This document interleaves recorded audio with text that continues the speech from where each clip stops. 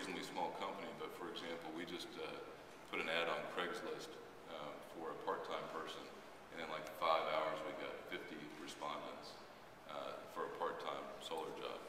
And it was everywhere from, you know, sheet metal workers that were out of work to, engineers who were out of work. They were interested in it. So I think there's a great opportunity. There's a lot of potential in our community, in our state, to use people that are already trained to do this. You just have to take their knowledge and implement it into renewable energy. A lot of the resources are there for us already with it.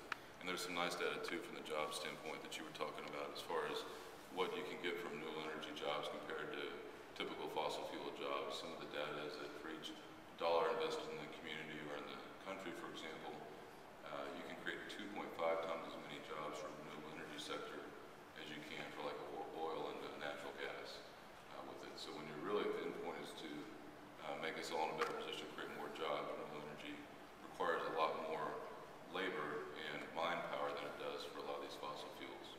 And with it everywhere from producing the silicon to make the panels, for example, to design the systems from an engineering architectural standpoint to the end point where it's actually installed with it. And a lot of those jobs that are created also are those architect, engineering, even accountants that are running the numbers for a lot of these things, whether it be on the big issues from how the bills are going to be implemented to how a company can see their best benefit from a tax standpoint to install panels with it. And then one of the things that obviously part of the reason that we even started the company was the environmental benefits with it, and that's really where a lot of my original interest and focus came from. And clearly the global warming is an issue that at this point probably most people in this room are pretty clear that's a real issue. We need to take it head on.